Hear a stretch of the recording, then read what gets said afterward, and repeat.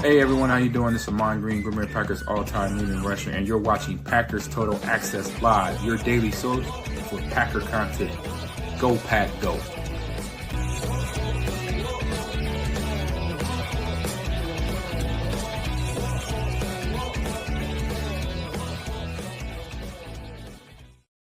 What's up, guys? Welcome into Packers Total Access. My name is Clayton. You can check us out on Packernet.com. Find me on Twitter at Packers_access.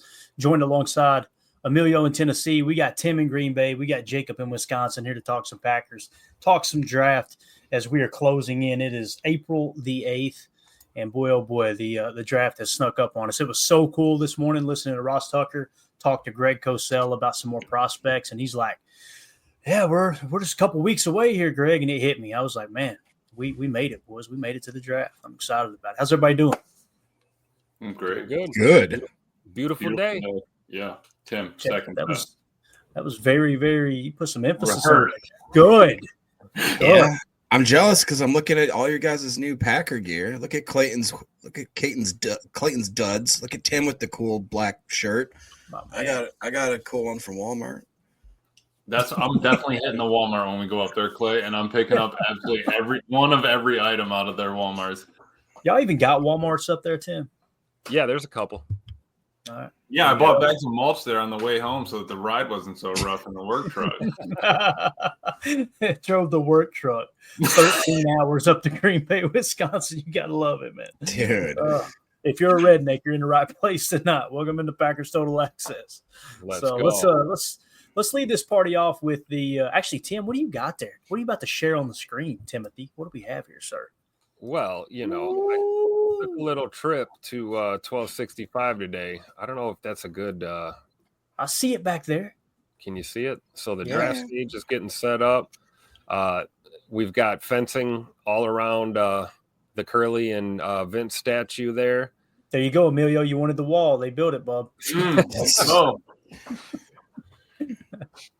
So like the pro shop is really tough to get to right now. You got to come in from the west side. They're starting to put all the fencing up here. Mm-hmm. And stop by Kroll's for a butter burger. I had to. So it's getting close here. It's getting close, boys. It's getting real close. Yeah, I'm excited, man. It's going to be an absolute blast for sure. So let's get things kicked off with the Patreon group and the questions there. That sound good to you guys? We'll knock that out real quick and see what's going on, what's crack-a-lacking over there. As we had a few questions asked here. Chris G in the Patreon group. And again, if you guys want to join the Patreon, scan the QR code in the upper right or just go to patreon.com/PackerFan Total Access. Get your questions read. Just another perk to being a $3 member over there. Chris G says, based on expiring contracts, what positions do you foresee being a top need for next year's draft? Do you think Goot might draft thinking 1 year ahead? For instance, with Quay's rookie deal ending, linebacker might be a higher priority than what the draft media is saying. Completely agree, Chris. I think you're spot on with that, man. I think what you've got to look at is what players do you plan on bringing back who are set to be free agents next year? And then you want to look to try to fill that void this year if you can. That way they get 1 year under their belt and ready to step into a potential starting role. Now, Spot Track's a little bit wonky right now. It's showing multiples on here, but I'll try to give you guys an idea of who's up. Obviously, Quay Walker will be a free agent next year unless they pick up the club option, what we refer to as the fifth-year option. Devontae Wyatt is set to be a free agent unless they pick up the club option or re-sign him, and they could re-sign Quay as well. Who knows? Christian Watson is set to be a free agent. Mecole Hardman obviously will be. Malik Willis is set to be a free agent, and for the people that are rolling their eyes about potentially drafting a quarterback, Sean Ryan is set to be a free agent. That's another reason why we're looking at potential offensive linemen in this draft here. Christian Welch, they just signed. He'll be a free agent. Zane Anderson, safety. Let's see who else here on the list. There's a couple. Romeo Dobbs is set to be a free agent. So I think there's a decent chance they let Rome walk, which is why wide receivers being talked about so much this year. I just caught the ball. If they let one of those two receivers walk next year, you're talking about trying to replace a starter. So that's why he's taking a good look at Emeka Egbuka. That's why he's taking a good look at Matthew Golden and Isaiah Bond and some of these receivers that have scheduled top 30 visits, because they'll probably draft at least one receiver in this draft. I don't doubt it one bit, especially guys with Christian Watson being out. And that's why we've spearheaded that whole talking a point of, hey, look, let's look to draft a receiver, not necessarily in the first round, but just however the draft board may fall. You guys got any comments on that there in terms of, I like what he's saying here, man. You want to think 1 year ahead and fill those voids now. That way you're not asking a rookie to play a bigger role than they're capable of playing. Yeah, I think that's a great point. I think that also can kind of apply to tight end too, right? We have Tucker Kraft in there, and I mean, we kind of already have a need to fill there. If Musgrave isn't it, who's the third? You know, we need to bring in a little bit of depth. But I do like that. I think that, you know, you kind of always have to be looking ahead. That's what they're talking about on the GM shuffle. It's like, you know, as a GM, the amount of hours you're putting in and everything like that, you're not worried about. I mean, yeah, you're worried about the next day, but you're also looking 5 years ahead, 6 years ahead. Even if you might not be there for that time, you got to plan ahead, or else, I mean, you're going to back yourself into a corner. Yeah. As H.E. Solder says here, none of the guys that were just listed are absolutely critical. Nice to have for sure.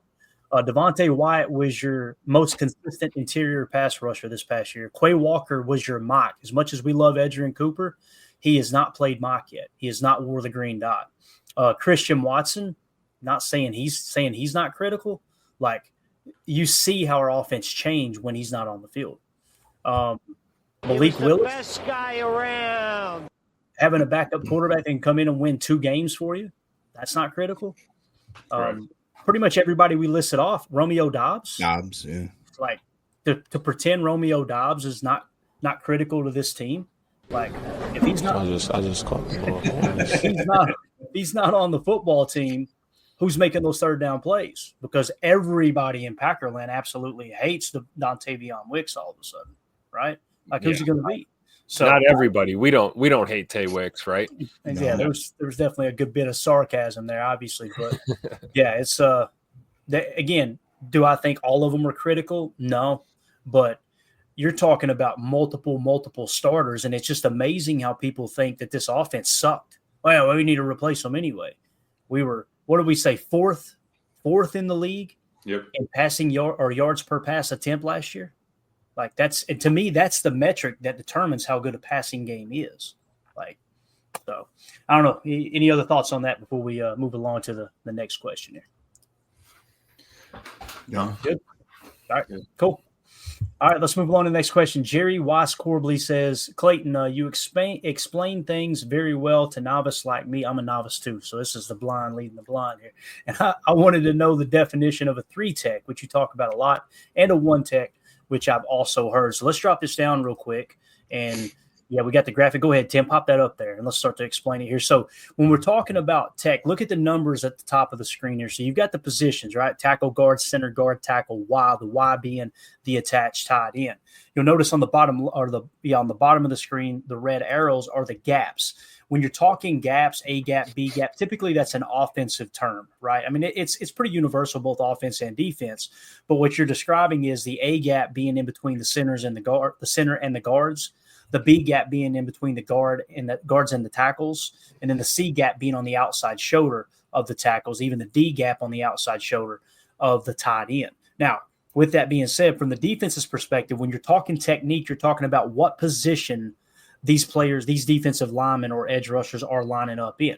So the easiest way to determine this is, if they're lining directly across, I mean center mass on an offensive lineman, they're even numbers, okay? So if you're directly over the center, that's what we call 0-tech or nose, okay? So that's a 0.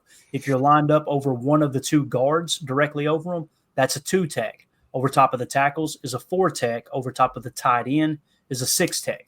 Now, the numbers in between those gaps, or the outside shoulders of each offensive lineman, are odd numbers. So if you're on the outside shoulder of the center on either side, that's a 1-tech. Outside shoulder of the guard, that's a 3-tech. Outside shoulder of the tackle, that's a 5-tech. Outside shoulder of the tight end is what we refer to as a 7-tech. Now, sometimes the 7-tech and the 9-tech will get kind of mixed in. If they're lining up outside of the Y, you'll hear a lot of people get lazy and just say, well, that's a wide 9 look, right? And in most cases, I can understand why they would look at it that way. So that's how that lines up there. Thank you for pulling that graphic up, Tim. Now, if we were to pull up what the Packers did last year. If you'll drop that graphic down there, thank you, sir. So let's just go to the box cam here. This is a perfect example. If I can get it zoomed in a little bit more, that's about the best I can do, y'all. I'm sorry. Yeah, that's about the best we can do. So we're going to draw lines here again. They're lined up over the center. 0, 2, 4, 2, 4. Right. So let's take an example here. Let's go into blue to make it a little easier. Devontae Wyatt, how's he lined up right here? He is on the inside shoulder of the tackle. That's what you refer to as a 4-eye. So if you're on the inside shoulder rather than directly across from him, you go with the 4, but you'll call it an eye, okay? Over here, you got Kenny, and this is what we talked about all last year. Many people still think he was playing 3-tech all year, and he wasn't. The majority of the time, he was playing what we refer to as 1-tech. So he's in between. I'm sorry. In this case, he is playing 3-tech. Right. This is a nickel set. If you'll notice, actually, it might even be a dime set. So what you've got here, it looks like there's no tight end on this formation. So it's probably a 4-wide set unless the Y is flexed out. So in that case, they go a little bit wider with their fronts, like a double 4. In this case, a 4-eye, and they're going a 3-tech, which is pretty close. This is what we're talking about, a wide 9 out here, right? Wide 9 by Gary. Look how wide Gary is out here. So they call him the edge, right? Exactly. So if you were to draw this out, here you've got a 4-eye, right, over top of him, and here you got Kenny in the 3-tech. Now notice, even though he's playing 3-tech, he's closer to the center, so you would still consider him the nose tackle in this specific formation out of the dime if they're in a dime or a nickel. It's hard to tell because the DBs are off screen. So now if we go to the next screen grab here, I believe we've already looked at that one. Let's go to the second one. Now let's look at where everybody's lined up. So in this set, you're in more of a base set, it looks like, right? Because two in the backfield, and they may have been identifying this guy's a running back as well in the backfield. But notice with this split back set, remember what Matt LaFleur says. 2 backs equals 2 gaps. So now you're starting a 2 gap here, and look at what you did. You put TJ Slayton in the 1-tech, right? And now you've got Kenny in the 3-tech on this particular play, okay? So now if we go to the next screen grab, now what you're going to see is Kenny is playing that 1-tech that we keep talking about, right? Because now you're in probably a passing situation, more of that. They're using a little orbit motion here. And look at Devontae Wyatt playing the 3-tech. So to answer your question, Jerry, what you've got here is a 3-tech is basically in between the guard and the tackle, typically on the outside shoulder of the guard. And the reason that's important, because look at Gary over here, right? And they've got a tight end as well. So Gary's in that wide look. He's in a 7 look, right? It'd be real easy for this tight end to chip and the tackle come out and kick, right? Well, if you do that and you've got a true pass rushing 3-tech, guess what happens? This guard is on an island, right? As where with Kenny, this is what they did strategically last year with Kenny on pass rushing downs, is they put him in the 1-tech to force them to double team Kenny. And you would see so many times, if you go back and watch Chalk Talk from last year, what we call touch spy, that's what we're referring to. Kenny would literally engage with the double team and not even try to rush the quarterback. And he just kind of hold his ground, look for the run in case they run a draw. And then if the quarterback goes to scramble, bust out and make the tackle. So, again, the goal is to try to force your best pass rushers. In this case, Rashawn Gary is the best pass rusher, and Devontae Wyatt's your best interior pass rusher. You're forcing one-on-ones in that situation there. That's the whole goal. So it's just trying to put your best players in a position to be successful there. And that's why it's important to have an edge opposite of Rashawn Gary while they're trying to chip with a tight end and put a tackle on there as well, and then they're going to release and it turns into a one-on-one. You got a one-on-one here. Imagine if you got a dog out here, which LVN really turned it on at the end of the year. He's always going to be singled up on this cat right here, right? So does that all make sense, guys? Did I explain that correctly there in terms of the 3-tech, all that good stuff? Absolutely. Yeah. I was going to say that a lot of information there. Just adding to that, when you're talking about kicking out on Rashawn there with the tackle and the tight end, given that 3, yes, thank you, Rashawn. You're about to eat. Given where that 3-tech is, looking at the guard, he's already looking back, trying to get that, just for the pistol shotgun. He's looking back to tap the center.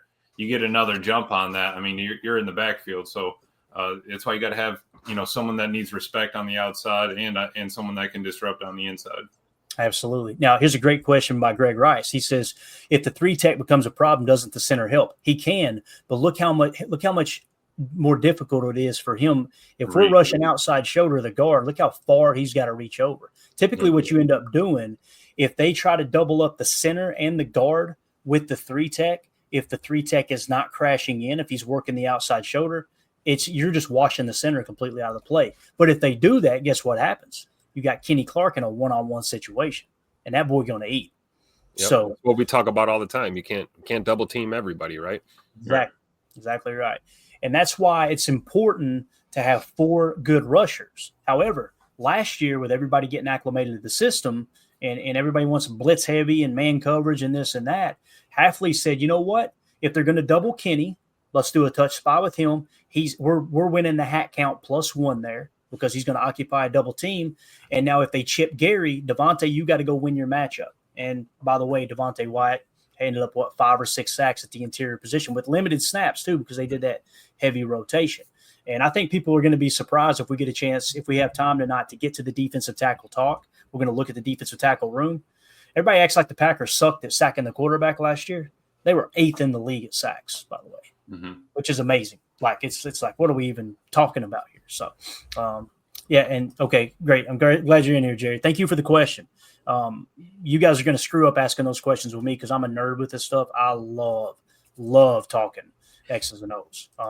I remember when we first started doing the podcast, I told Ryan, I said, boy, a listener screwed up. They sent me an email asking if I could break down a play. And I'm like, I will waste so much time on this podcast. X's and O's, man. This is what I love. And I was trying to keep it off the pod because I didn't feel like people wanted to talk about that stuff. So, but anyway, there you go. There's a little mini chalk talk.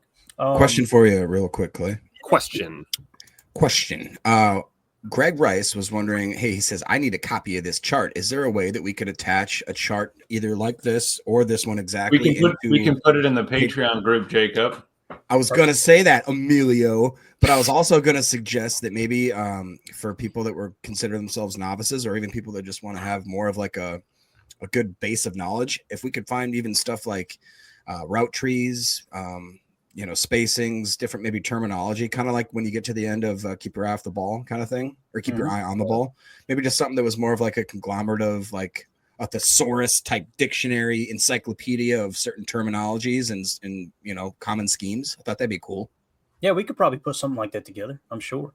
And the best thing is people to ask questions, and then we can zero in on what they don't. Because, some people may already know that information. There may be more people that we don't realize don't know that information. And unless someone asks like Jerry, then we're kind of, you know what I mean? It's every people are so scared to ask questions because and I'm just being honest here, man, most podcasters, if they don't know, their immediate defense is, okay, I'm going to act like I know and just brush that to the side so I don't get asked again.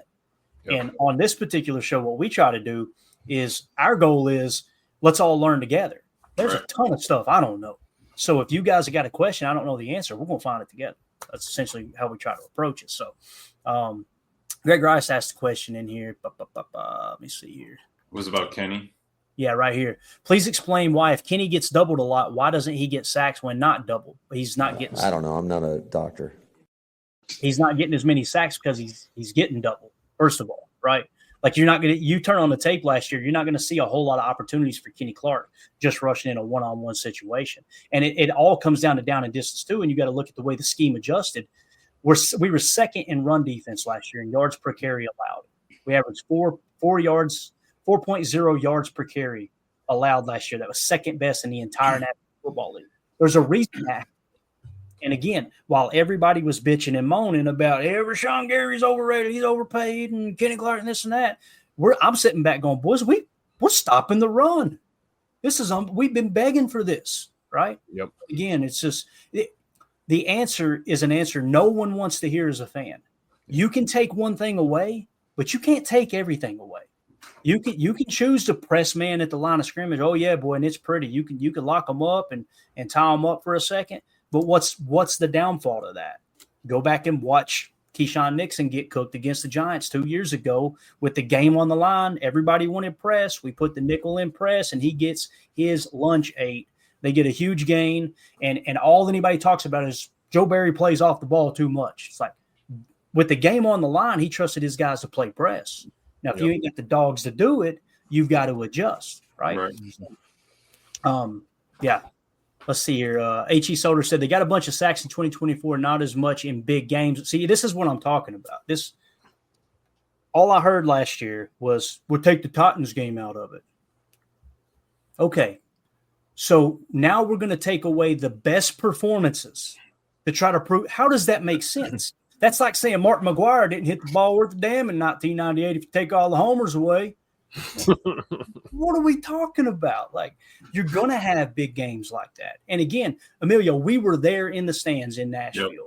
You could tell, jump up to an early lead, Hafley went, let's turn the dogs loose. Right. When they turned the dogs loose, they got after the quarterback. But the problem with that is if you're playing in a game where it's a one-score game or it's tied, what's going to happen? They're going to run the ball on you as you're rushing right upfield. Go back and watch the guy I like to refer to as Danny DeVito, Mr. Tommy DeVito. Watch watch him turn into Mike Vick because we're rushing straight up the field on the outside edges. Right. Remember that? So, again, it's not a sexy answer, but you can take something away. But as you're taking that away, you're giving something else up. And I think Hafley did a great job balancing that. I mean, to me, the stats, you finish 8th in sacks, but you finish 2nd in yards per carry allowed in the running game. That's a pretty good balance, in my opinion. Right. So, and to the point of Kevin not getting sacks when, being doubled going into being singled, I mean, you still got to beat your dude across from you, right? I mean, if you're getting doubled, 30, 40%, whatever it is, then you got to go. Then you still have to beat your solo, rush. It's not like you have 10 seconds to get there. You got to do it in 3 seconds. So, I mean, he's going to have, the numbers might not be there, but it's not like he's not performing. Right. Yep.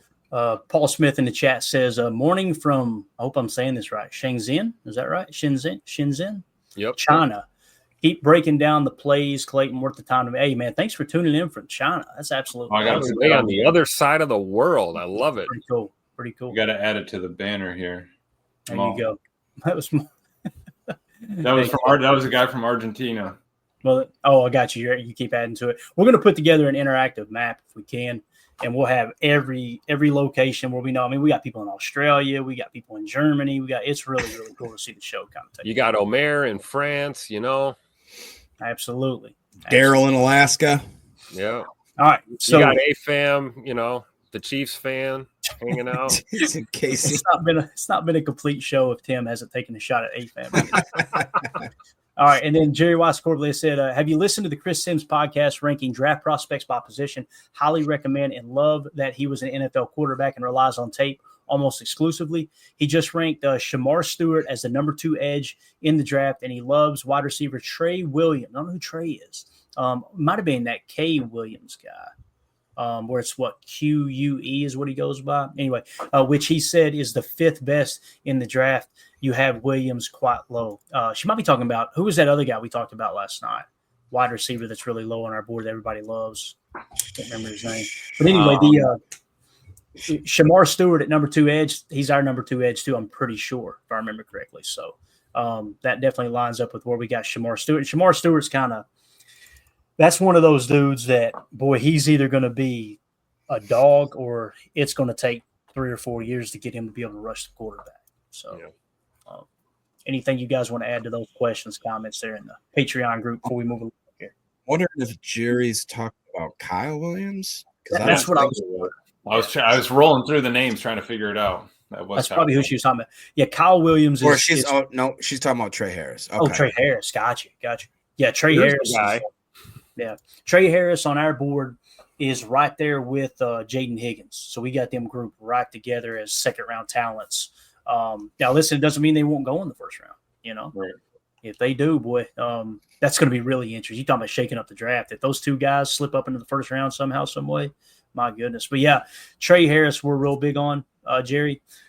Really good against man coverage, actually better than anyone else against man coverage of all the receivers coming out, and had really good hands too, if I remember correctly. So you guys can check that out. You're in the Patreon group, Jerry. If you'll go to the collections tab, you'll see all of our different articles we put together. If you look at, there's a wide receiver breakdown. There should be a wide receiver file there. We actually ran it down, the order of all the players at the time on our board, and then the wide receivers. And then off to the right, we had like their drop percentage, I believe it was. And then we did the same breakdown against man coverage, and we narrowed it down to like 4 receivers we liked a whole lot in the entire draft, with Elijah Badger being a late round pick that's like really and that was so cool having Baz on here If you guys Yeah, remember, yeah. and I did not talk to Baz about Elijah Badger before or anything. It's like, who's the guy you like late in the draft? Elijah Badger. We all went. It was like Super Troopers. Remember we handed the pistol whip him. Oh. So, all right. Talking Thanks, about everybody. shenanigans, right? Yeah. Exactly. Thanks to everybody in the Patreon group. Appreciate that, man. That was kind of impromptu, but I love that type of conversation because it's all an opportunity for us to learn together for sure. 2-0 for this says, I hope we draft Pookie Egbuka. So Pookie. We already got a Pookie. That's our QB1, right? we'll have Pookie 2.0, Tim. All right. So anything else you guys want to hit on, in terms of what we were just hitting before we move on to the next topic here? Anything at all? I think that was good.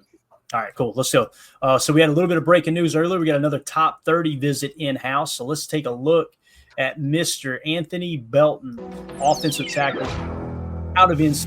Breaking news here as the Packers reportedly schedule a top 30 visit with him. Buckets Goldenberg burning that midnight oil again. Buckets Goldenberg putting in overtime, trying to earn that gold watch. The Green Bay Packers have reportedly scheduled a top 30 visit with NC State offensive tackle Anthony Belton per team sources, targeting him as a potential gem in the 2025 NFL Draft. Ranked number 145 on our PTA big board, Belton brings a towering 6'6", 336-pound frame with 33.88-inch arms, offering the Packers a mix of size, power, and upside to bolster their offensive line depth and future-proof their tackle positions. Here he was, my man here. I mean, look at the feet on this kid right here. You kidding me, dude, in high school? Oh, yeah. Like Shaq's shoes, don't it? Yeah, that's a size 12 or better for Lord. sure. So I love doing these scouting reports and taking it all the way back to where it started. I don't know if you guys agree, like knowing what they did in high school. I'm a big high school football fan. I love when August rolls around, you get to kind of see what the recruiting boards are looking like. But he was a 4-star recruit. Keep in mind, some websites had him at a 5-star, but On3's collective group, what they do is take like 4 or 5 of the top sites and get an average. So a 4-star recruit from Florida State University High School in Tallahassee, Florida. That's a real thing, evidently. That's crazy. 2 different websites had his high school listed at that, so I'm assuming it's correct. In the 2021 class, Anthony Belton arrived as a polished and physically imposing prospect at 6'6", 310 pounds. He dominated as a left tackle, blending a nasty edge and standout athleticism that shone on both sides of the ball. His senior tape featured a quick first step and a knack for burying defenders, earning him All-State honors. Ranked number 62 among Florida prospects by 24/7 Sports, Belton committed to NC State over offers from Louisville, Indiana, and UCF. Viewed as a high-ceiling talent with pro potential. So we move on to college. Look who he's blocking right here, boys. Oh, boy. Well, there's a guy. So college statistics, Belton's 4-year stint at NC State reflects a strong trajectory after a quiet start. In 2021, he played in just 2 games, seeing limited action as a reserve. In 22, he secured the starting left tackle role, logging all 13 games with 624 snaps. By 2023, he started all 12 games, earning all ACC honorable mention. His 2024 campaign was his finest, playing in all 13 games, including the bowl game, with 12 starts and 450 pass blocking snaps. Career totals, 37 starts under his belt, boys, with 2,100 snaps at left tackle. So this is a guy that might Mr. Reliable right there. Yeah. Dude, he's making James Pierce Jr. look like a child in this photo. I mean, that's just right? crazy. Yeah. Now, don't get me wrong. McCall over here, he knows James Pierce Jr. about to smack him in the spine, though, because he's got that speed, no doubt. But, yeah, I thought that was a really cool image there of him working against one of the better edge rushers. So here's what we got PFF-wise, guys. Starting in 21, obviously minimal snaps, but a 74.8. In 22, he fell to a 64.2. 23, he improved to a 65.9. And then in 2024, he jumps all the way up to a 73.6. The key statistic here, being a left tackle, pass blocking grade, 87.3. It's hard to get much better than that right there. So, and these snap spot positions kind of made me wonder what was going on. As you can see here, two snaps in the slot and 3 out wide. What is that about? What did they run a little chicanery out there? Could you imagine a corner having a 6'6", 330-pound tackle line up across from you for a couple? Wildcat. Yeah, it probably was something like that, right? No, what's crazy. Go ahead, Jake. No, I just I I'm wondering, and maybe you're going to hit this as far as his size, but Mr. Soder again chimed in and said that the Belton size is way outside of the Packers O-line norms. I thought that this was right within their norms, wasn't it? We did a practice where it was 6'4" to 6'6". I will read off the Packers offensive line. You want to hear a wall? 6'6", 325, 6'5", 325, 6'5", 310, 6'5", 310, 6'4", 305. And which one of those is your boy Travis Glover? My boy Travis Glover Yeah, sits at 6'6", 317. Tim, he didn't even make the list. He was breaking the charts. Wow. It's funny to hear, like, it's threshold season right now, and we talk a little thresholds, but there are some people, and I won't say any names, and they're on particular podcasts too.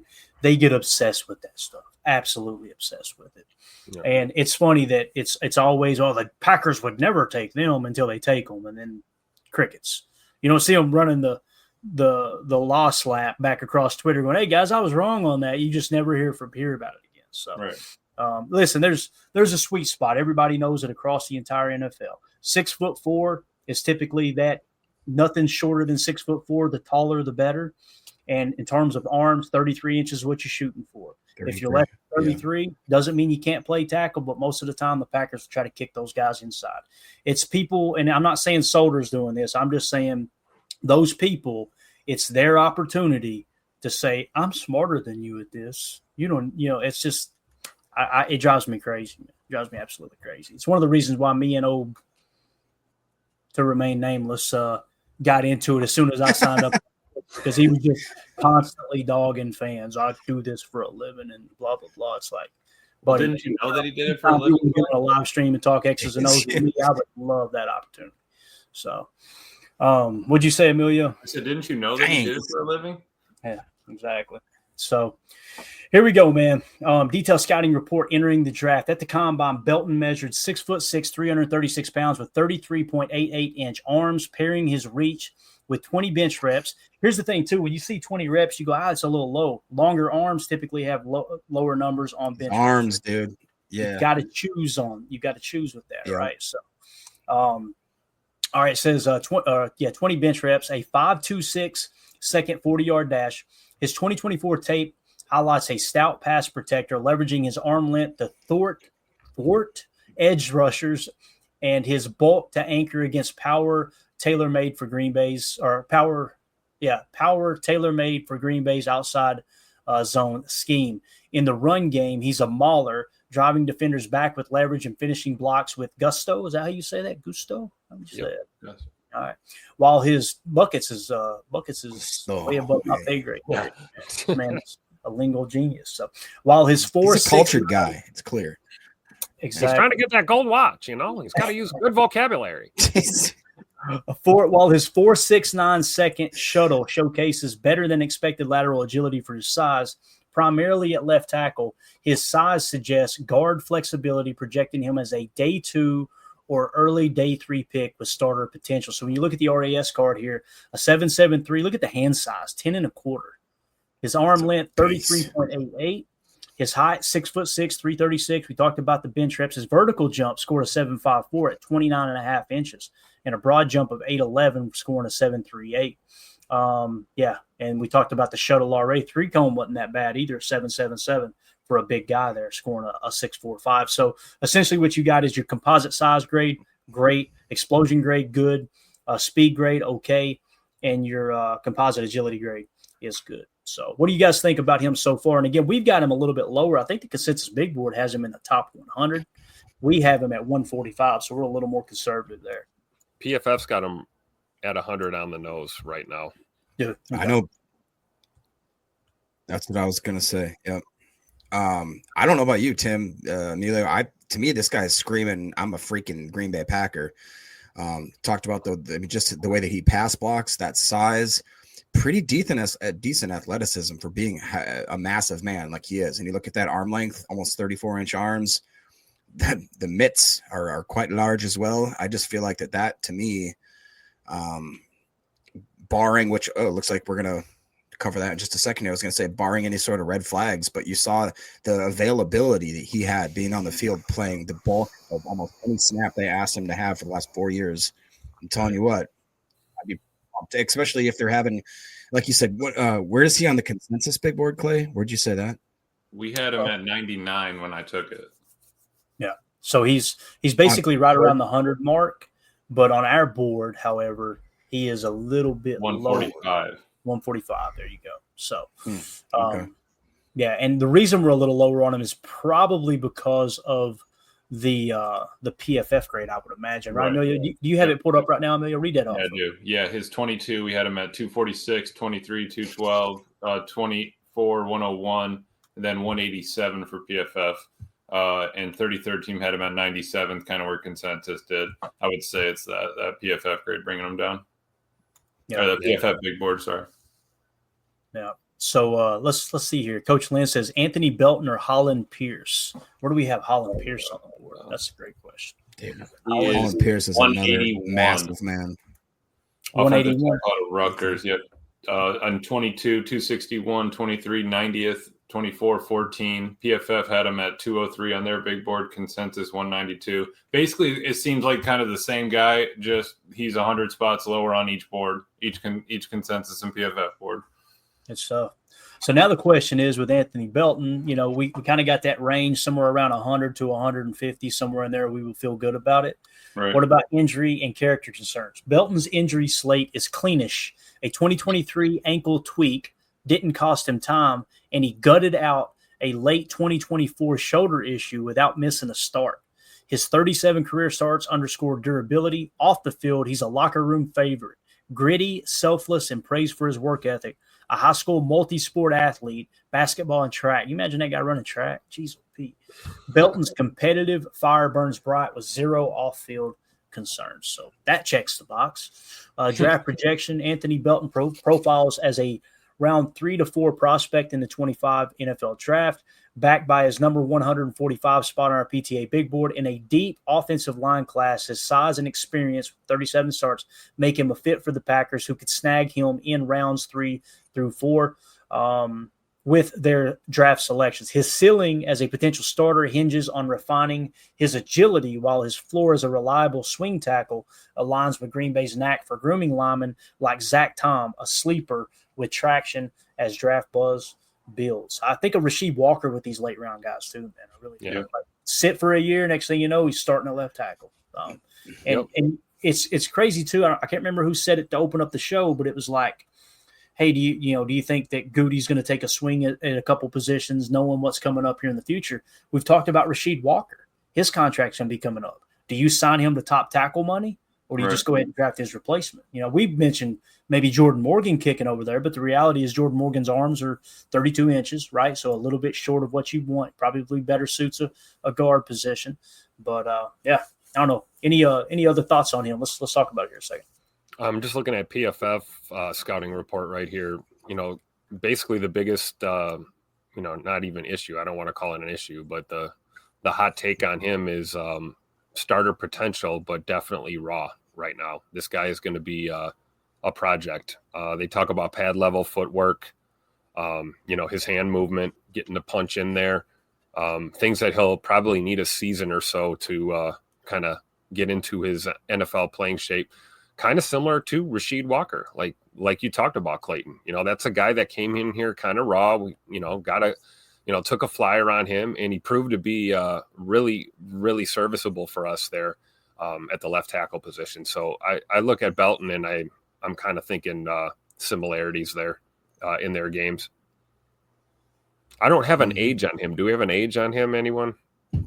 Because I know, according to PFF, it's a secret.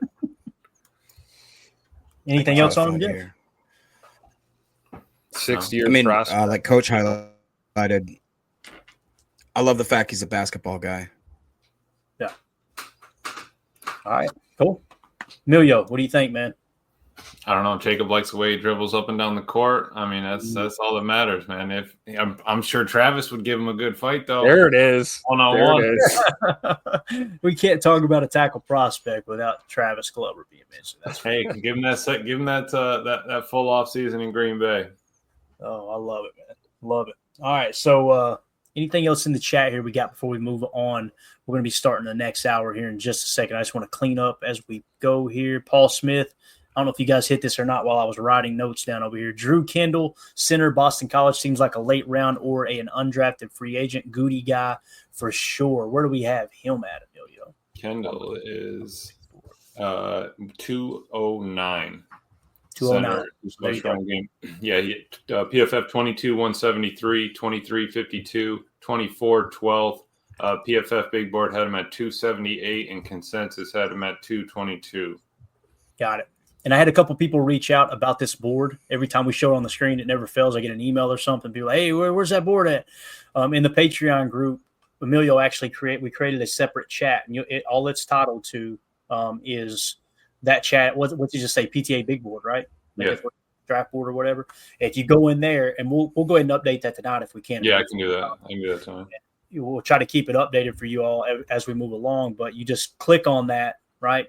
That link in there, and that'll take you directly to the Excel sheet where you've got access to it. So, courtesy of Excelio, right? Excelio, that's correct, sir. We're pushing 56 names on the board right now. And let's take a updated look at the targets here real quick. Guys, anywhere you see a target emoji on our draft board when you're in there looking at it, what that means is those players have been scheduled for a top 30 visit with the Packers, or they've already been in-house for a top 30 visit. Okay, so the top-rated prospect that the Packers have met with on our board is in the 12th spot, James Pierce Jr. Then you got Shamar Stewart, 15th. Then you got Emeka Egbuka, wide receiver, is in the 19th spot. If you're wondering why I'm saying 19 when it says 20 over here, there's that first row is just a placeholder. So just subtract one. That's your true value there. We got Mikel Williams, edge defender out of Georgia, in the 22 spot. Offensive tackle Josh Simmons in the 24 spot. In the 26 spot, we got Savon Rebel, cornerback out of East Carolina.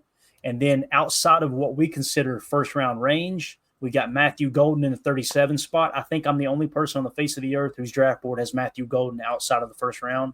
And that's not a mock draft prediction. That's just where he grades out. He's the 37th best prospect according to our board. And then in the 40 spot, you got TJ Sanders, defensive tackle out of South Carolina. In the 112 spot, you got Jacob Bayer, center out of Arkansas State. Kansas. 126, you got Isaiah Bond, wide receiver out of Texas. And then 145, you've got Anthony Belton, the guy that we just talked about. So behind him, Dalton Cooper, offensive tackle, Esapo, offensive tackle. You can see what they're doing here, guys.